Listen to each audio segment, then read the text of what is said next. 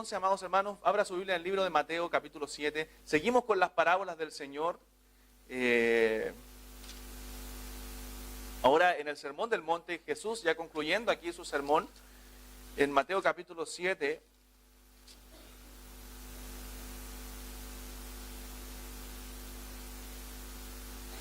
verso 24.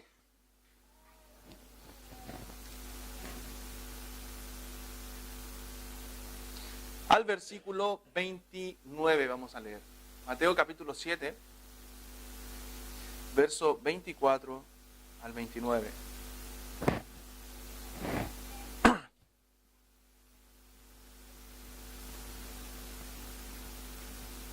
¿Tienen? Mateo capítulo 7, verso 24 al 29. Es un texto bastante conocido y bastante predicado. Pero hoy día quiero profundizar más en el tema. El Señor me ha ido dando más claridad con respecto a este texto. Y realmente es tremendo lo que el Señor quiere decirnos acá. Vamos a orar al Señor antes. Padre, queremos rogar, Dios mío, en esta tarde la asistencia de su Santo Espíritu. Señor, si su Santo Espíritu no aplica la palabra en nuestros corazones, Señor, entonces es vana, Señor, la predicación.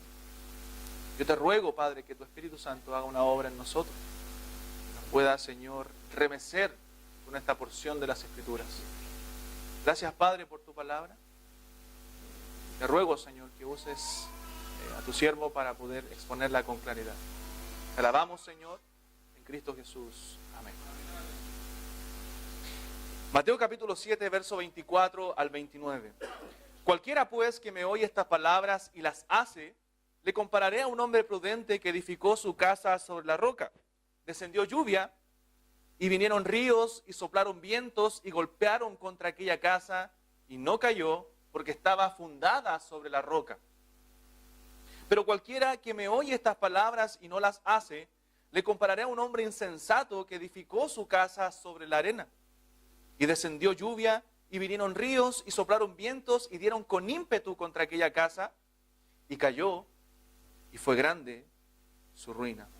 Cuando terminó Jesús estas palabras, la gente se admiraba de su doctrina porque les enseñaba como quien tiene autoridad y no como los escribas. Hermanos, hemos hablado, sobre todo los días miércoles, de que hoy día vemos a una iglesia sin poder, una iglesia sin causar un impacto en el mundo como quizás la iglesia primitiva o la iglesia en diversas épocas de avivamiento.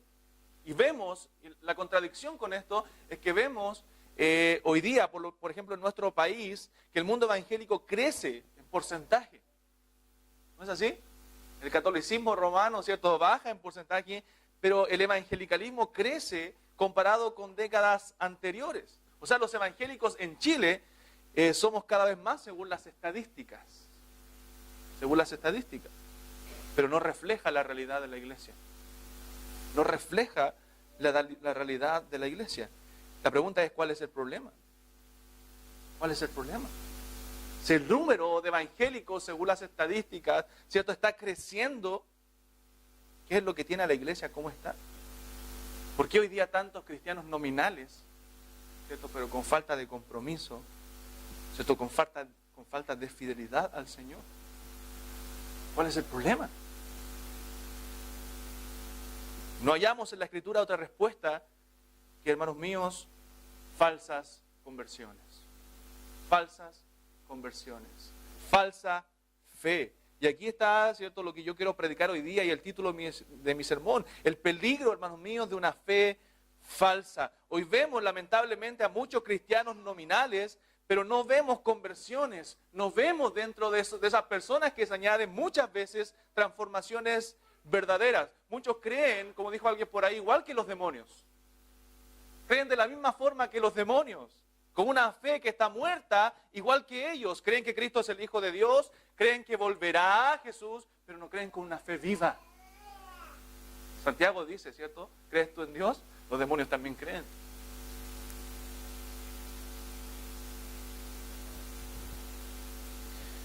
Y nos tratamos de justificar, ¿cierto?, dentro de las iglesias, diciendo es que ese hermano es un cristiano carnal. ¿Cierto? Ese hermano no anda bien hace años. Y el cristiano ahí está. Cristiano. Ahí al 3 y al 4, sin comprometerse, sin avanzar, con un pie en el mundo, sin marcar una diferencia, sin ser comprometido con su iglesia. Sus ideales son los mismos ideales que el mundo tiene. Le llamamos cristiano carnal. No, es que necesitamos darle responsabilidad. Dele algo para que sirva. Y ahí se va a activar. O sea, de esa forma yo tengo que activar la relación de un cristiano con Dios, dándole algo para que se comprometa. La pregunta es, hermano, ¿puede un cristiano permanecer y vivir en una condición así? ¿Un cristiano verdadero? ¿Son esas evidencias de un verdadero cristiano? Es por eso, hermanos, que necesitamos, y Dios lo está haciendo, creo yo, un renacer de las doctrinas bíblicas, una reforma, pero no una reforma de la Iglesia Católica como se hizo hace 500 años atrás, sino una reforma dentro de la misma Iglesia evangélica. Es por eso que cada vez me molesta más ver a esos evangelistas, ¿cierto?, que ponen el evangelio de manera tan fácil, engañan a la gente, hermanos, creyendo que son salvos, cuando nunca han sido transformados por el poder de Dios, nunca han sido cambiados verdaderamente por el Señor. Estamos llenos de evangélicos, pero no llenos de cristianos convertidos. Pues es fácil, usted puede preguntar y probablemente más del 30% va a decir que es evangélico. Entonces mi deseo es que este sermón nos lleve a meditar sobre nosotros, a cada uno de nosotros, de manera particular, examinarnos si estamos en la fe.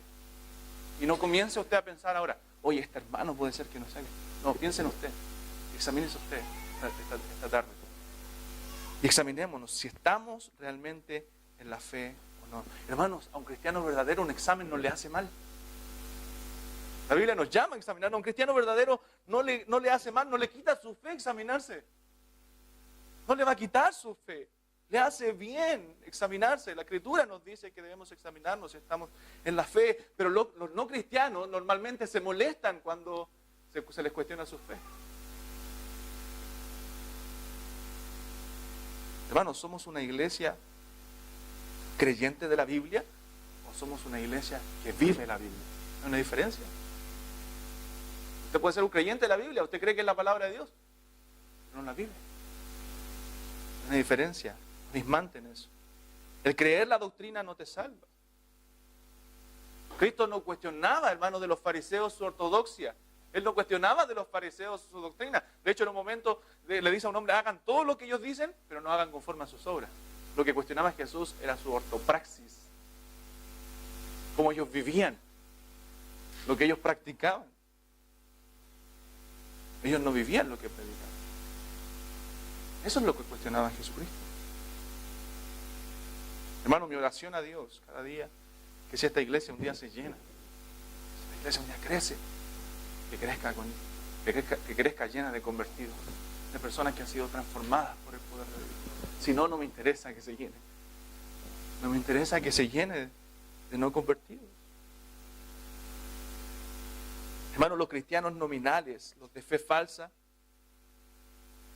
pueden, en la gracia de Dios, un día también ser transformados por el Evangelio.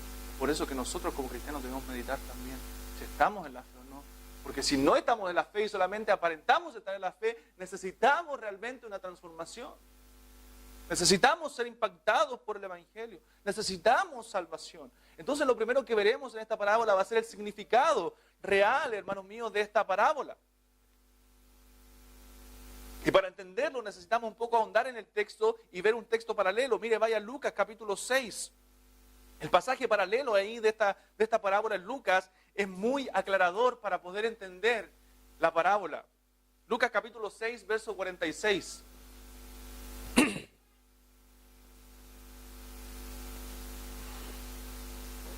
Y para entender esta parábola, nosotros debemos ir más atrás. Debemos ir a los versículos anteriores. Y debiéramos en Mateo comenzar desde el versículo 21. De ahí comienza el texto para poder entender el significado. Recuerde que Cristo está dándole término al Sermón del Monte y comienza desde el verso 13 ya a darle el corte final, ¿cierto? El tema final al sermón diciendo, entrad por la puerta estrecha. Ahí comienza el tema. Luego viene Jesús diciendo, guardaos de los falsos profetas. Luego habla de los falsos confesores diciendo, no todo el que me dice Señor, Señor. Y luego viene, cualquiera pues que me oye estas palabras. Dentro de ese contexto está, hermanos míos, esta parábola. Pero miren lo que dice Lucas capítulo 6, verso 46. Miren cómo comienza. ¿Y qué dice?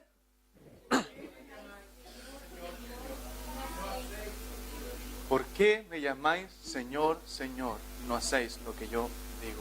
En Lucas capítulo 6 comienza la parábola como si en Mateo estuviera comenzando desde el verso 21. Versículo 47.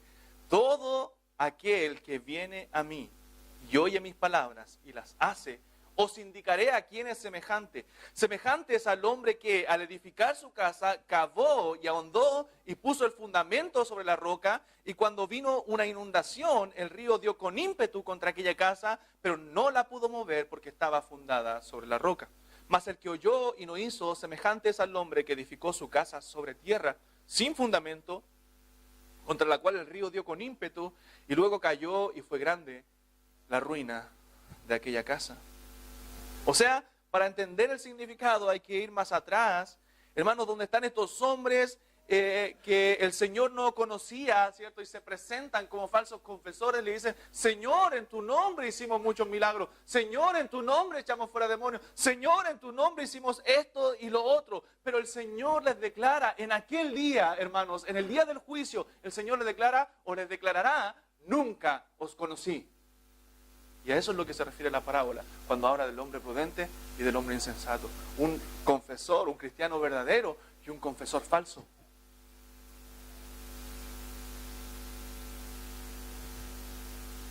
Dos hombres se presentan ante Cristo. Uno lo conoce y otro no lo conoce. Un hombre ahondó, ¿cierto? Cavó hondo para construir, ¿cierto?, su casa, para firmar su casa correctamente. No construyó sobre la superficie, sino que ahondó para poder edificar su casa firme, pero el otro no cavó. Edificó su casa sobre la superficie, pero al terminar ambos sus casas, ¿sabe qué, hermanos míos? Parecían iguales. Parecían iguales. Lucían de una manera idéntica hasta que fueron puestas a prueba. Hasta que fueron puestas a prueba. ¿Está entendiendo el significado? Las tormentas y las inundaciones, hermanos, representan el día del juicio. El día del juicio. Se puede aplicar, y a veces lo hacemos, ¿cierto?, a los problemas, a las adversidades también.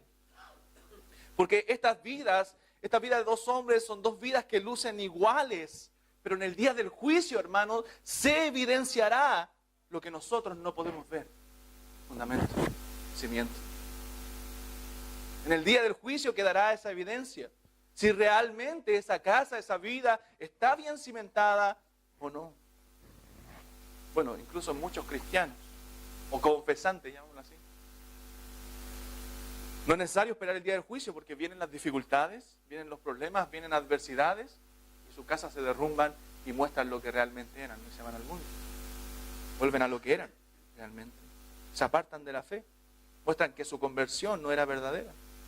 Los problemas, las adversidades a veces evidencian una fe falsa.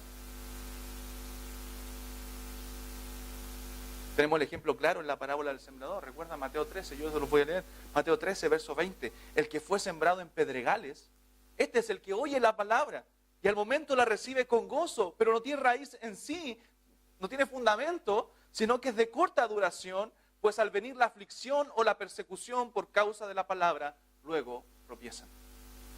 El que fue sembrado entre espinos, este es el que oye la palabra, pero el afán de este siglo y el engaño de las riquezas ahogan la palabra y se hace infructuosa. Hermanos, hay 4 terrenos, 4 lugares donde la palabra fue sembrada, pero dice la Escritura que uno solo es la buena tierra. Uno solo son los verdaderos convertidos. Aquel que dio fruto a 30, a 60 y a 100 por uno. Pero no te pareciera una conversión verdadera, la recibe con gozo. ¡Wow! Se alegra con la palabra. Parece un cristiano. No tiene raíz. No tiene dónde afirmarse. La única diferencia entre el hombre necio y el hombre insensato, el hombre prudente y el hombre insensato, es el cimiento. Sus casas eran muy parecidas. Sus edificaciones eran muy parecidas. Ambos hacen profesión, ambos sirven en la iglesia. Hermano, no está hablando de creyentes incrédulos, de creyentes, de personas que están en la iglesia y personas que están fuera de la iglesia. No, ambos sirven en la iglesia, ambos están convencidos de ser salvos hasta que el día del juicio o muchas veces las adversidades revela quiénes son realmente. Y muchos dirán en aquel día, Señor, yo iba a la iglesia, Señor, yo estaba ahí escuchando. Señor, yo hacía esto en tu nombre. Pero el Señor les va a declarar, nunca os conocí.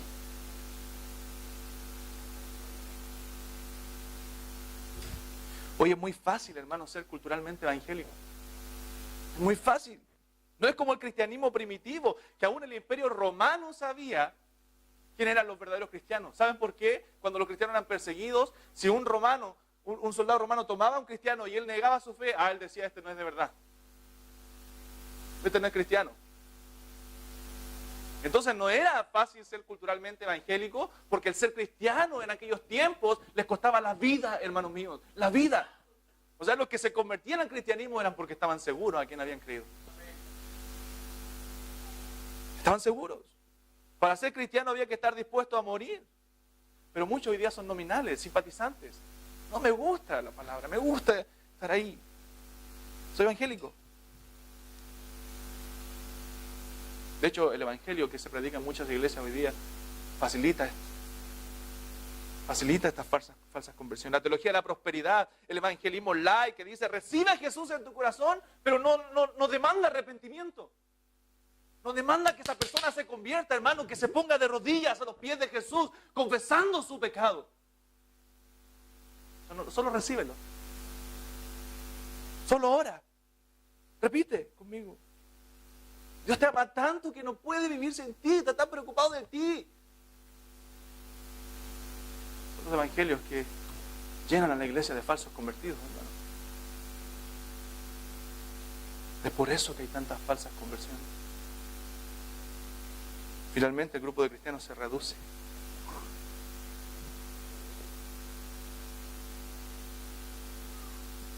Declaran ser cristianos, dicen ser cristianos, pero viven y piensan como el mundo. Por eso que no hay una diferencia. Es por eso que no hay un impacto. Muchos cristianos viviendo como no cristianos. Hermano, no puede ser que nuestra salvación, que le haya costado tanto a Cristo, que le costó la vida, a mí me cueste tan poco a la hora de vivir la vida.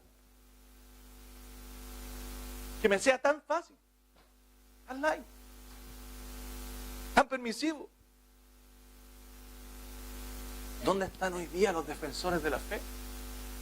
¿Dónde están hoy día esos cristianos que estaban dispuestos a dar la vida por Cristo? ¿Dónde están los atanasios en los primeros siglos de la iglesia defendiendo la deidad de Cristo, defendiéndola contra los que no creían, solo contra el mundo? En un momento Atanasio, cuando estaba defendiendo la deidad de Cristo contra los arrianos, él le dijo, oye, pero todo el mundo está en contra tuyo. Bueno, va a ser Atanasio contra el mundo. Pero yo estoy por Cristo.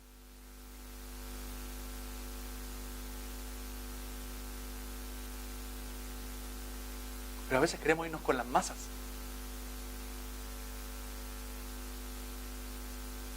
Entonces concluimos, hermanos, que en este texto el Señor está hablando de los falsos profesantes. Es una ampliación de lo que viene diciendo, de la puerta estrecha a la puerta ancha, de los falsos profetas, de los falsos confesantes. Dos personas profesantes que dicen ser cristianos, pero uno hace y otro no hace. Uno evidencia su salvación y otro evidencia que no es salvo. Uno escucha el evangelio, lo impacta, lo convierte y comienza a dar fruto. Pero el otro piensa que simplemente por simpatizar el evangelio, por creer intelectualmente el evangelio es salvo. Tienen similitudes y diferencias estos constructores. Ambos oyeron buena doctrina de parte de Jesús. Ellos no estaban oyendo falsa doctrina. Ellos oyeron el sermón de Cristo. Pero uno fue obediente y otro desobediente. Hermanos, muchos creen que por tener buena doctrina simplemente se van a salvar. Pero la Escritura dice que los frutos son la evidencia de mi permanencia en Cristo. Los frutos son la evidencia. ¿Está usted dando frutos de ser un verdadero cristiano? Hermanos, nuestros labios y nuestros hechos deben concordar. Deben concordar. Pero muchas veces hay inconsecuencia. Coherencia. A veces, hermanos, el domingo es el día de mayor hipocresía para la iglesia. Muchos dicen palabras de adoración al Señor y cantamos santo, santo, santo. Cantamos muestra a Cristo. Pero en nuestro corazón ¿Estamos adorando?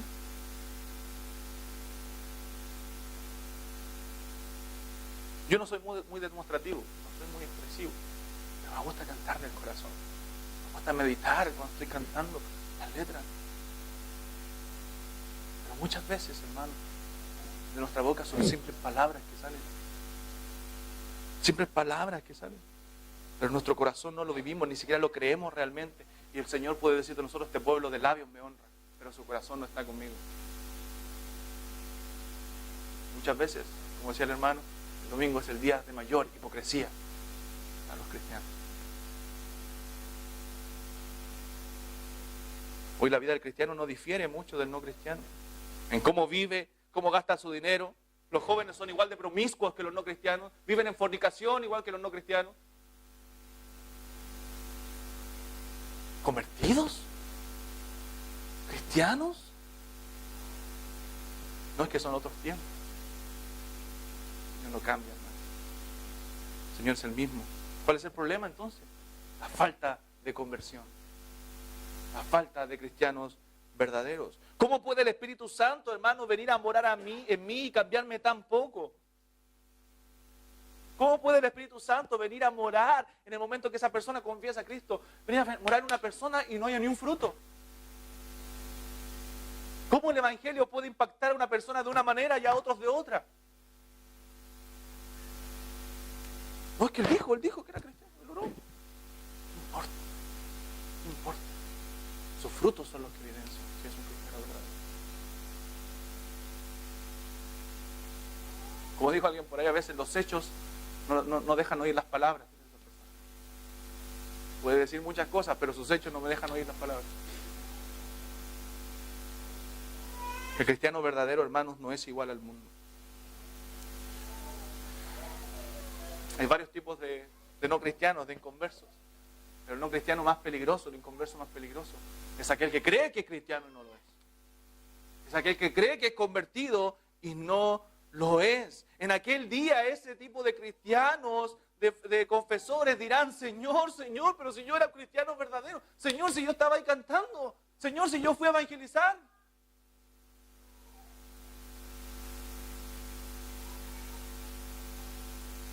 Pero cuando vivía su vida diaria, se sentía cómodo viviendo como el mundo. Se sentía cómodo cometiendo los mismos pecados que el mundo.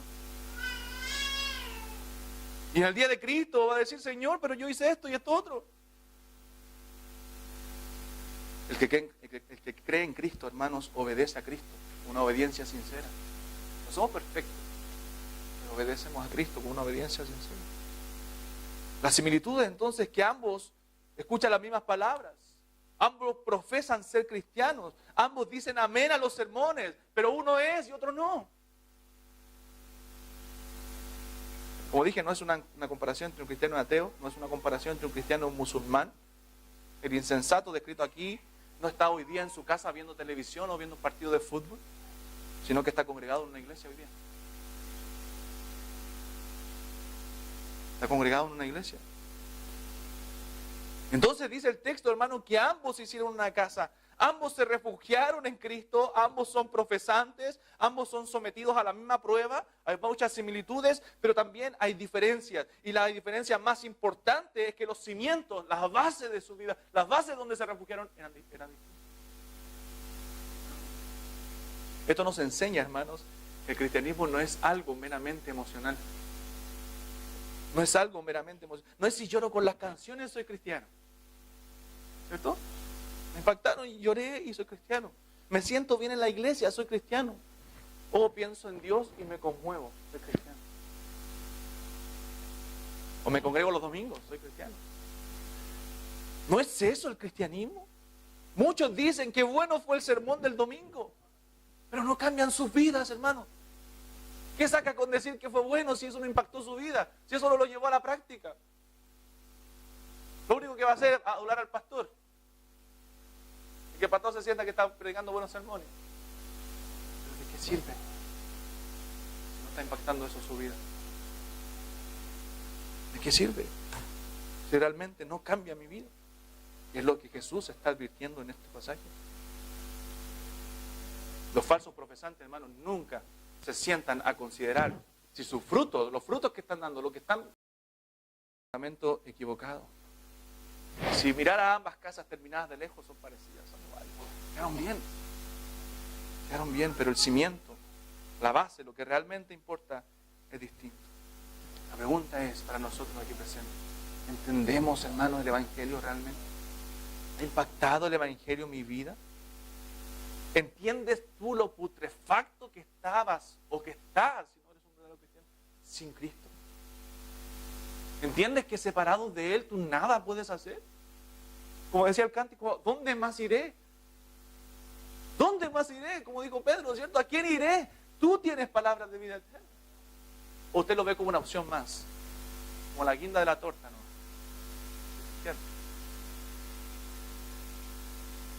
Uno encuentra otro lugar donde ir si no está refugiado en Cristo. Hermano, la verdadera fe es una confianza que lleva a la obediencia. A la obediencia. Muchas veces algunos quieren ser cristianos por los motivos equivocados. Por los motivos equivocados. Muchos quieren ser parte de una iglesia para conocer, para sociabilizar, para conocer más gente. Otros van a la iglesia porque me siento bien ahí. No, ahí tengo tantos problemas en la casa que ahí me siento más tranquilo. Por eso voy a la iglesia. Ahí me olvido de mis problemas. Otros quieren ser cristianos porque ahí hay paz y gozo. Ahí voy a tener paz y voy a tener gozo. Pero no quieren cavar, no quieren ahondar para construir un fundamento sólido en sus vidas. Recuerda, hermanos, ambos profesaban lo mismo. Ambos querían construir la misma casa, pero la diferencia la hizo algo que no se ve, el cimiento, la base de la casa. Dos cristianos a la vista pueden parecer cristianos, pero uno puede ser, no.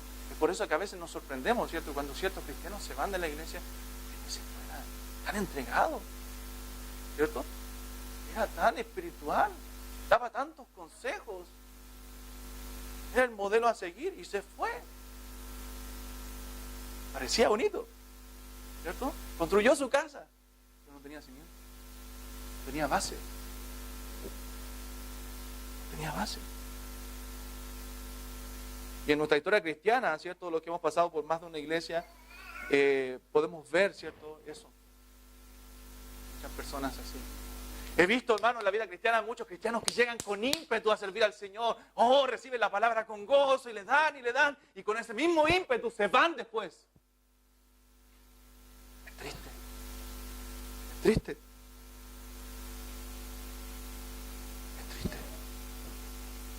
Entonces, hermanos, esta parábola pone a prueba y nos llama a un examen. Pone a prueba nuestra genuinidad como cristianos. Somos cristianos genuinos. Hemos sido realmente transformados. Y no estoy diciendo que usted tiene que examinarse y verse perfecto. No, nos vemos con errores. Pero soy una persona que desea a Cristo, que ama a Cristo, que anhela a Cristo y que no tiene nada más fuera de Cristo. Examinémonos, hermanos. Examinémonos. Es bueno examinarse. Y si usted se da cuenta en su examen que no es un cristiano verdadero, es urgente que se arrepienta. Y que no se siga autoengañando creyendo que es un verdadero cristiano. Pastor, ¿está cuestionando mi fe? ¿Está cuestionando si soy un cristiano? No. No estoy cuestionando su fe, estoy invitándole a que usted se cuestione. A que usted se examine. Yo no. Estoy predicando la palabra, pero usted examínese a través de este pasaje de la Escritura. ¿Cuál es el miedo? ¿Cuál es el miedo a examinarse si su fe es genuina? Si usted es un verdadero cristiano, ¿cuál es el miedo a examinarse? Normalmente los no cristianos tienen miedo a eso. No lo hacen. ¿Soy un creyente verdadero? Y ese es el significado de la parábola, hermano. Ese es el significado. Una persona que parecía ser un cristiano. Y un cristiano verdadero. Quiero concluir invitándoles a reflexionar a través de un poema. Un poema que está escrito en una catedral que se llama la Catedral de Lübeck, en Alemania. Y es anónimo ese poema. Pero dice verdades importantes que quiero mencionar. Dice este poema: me llamas Señor y no me obedeces. Me llamas luz y no me ves. Me llamas camino y no me caminas. Me llamas vida y no me vives. Me llamas sabio y no me sigues. Me llamas justo y no me amas. Me llamas rico y no me pides. Me llamas eterno y no me buscas. Si te condeno, no me culpes.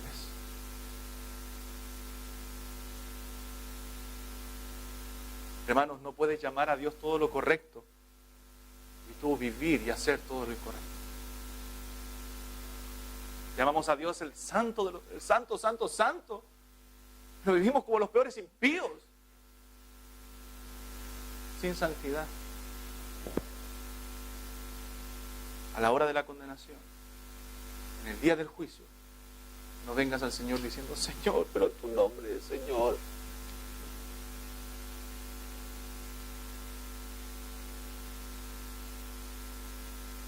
Tenemos nuestro rostro para orar.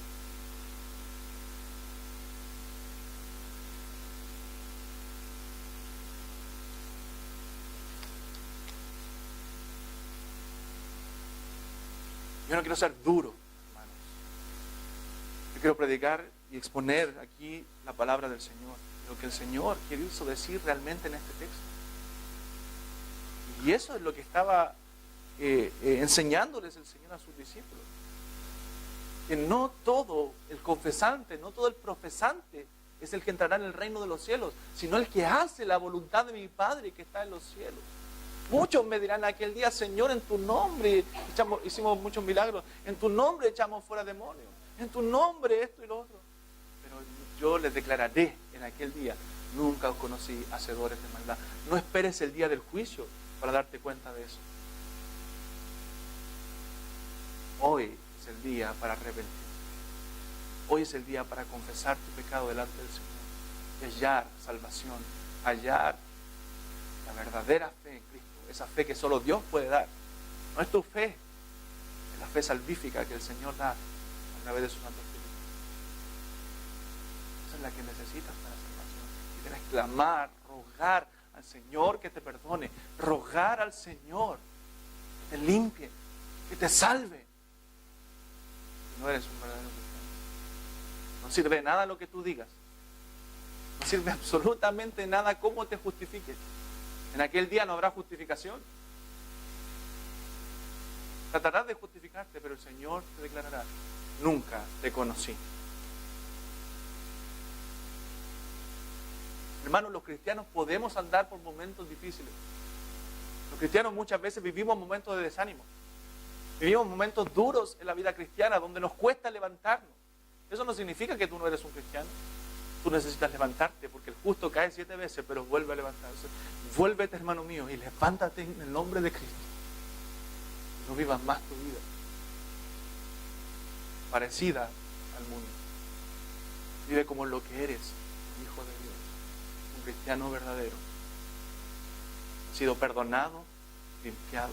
Todos tus pecados fueron puestos en la cruz de Cristo. Y a Cristo, hermanos, le costó ese sacrificio, le costó su vida. Yo no puedo vivir como si a mí no me costara. Hermano, la santidad cuesta. Hay que renunciar. Hay que renunciar a este mundo. Hay que renunciar a muchas cosas para vivir como Dios quiere que vivamos. Vendámosle nuestra vida a Cristo. Que avivemos nuestros corazones.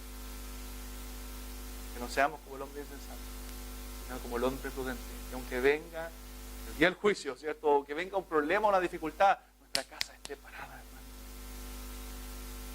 Porque fue edificada para la gloria de Dios. Oremos al Señor en arrepentimiento, hermano. Amémosle a Cristo. Ore al Señor en su corazón. Si tiene algo que confesarle, si tiene algo que rendirle ahí, arrodíllese, haga lo que sea usted, lo que estime conveniente, para rogarle al Señor su gracia una vez más. El Señor es bueno con su pueblo, misericordioso con nosotros, pero nos demanda también santidad. Nos manda vivir de acuerdo a su palabra. dejamos un tiempo para orar.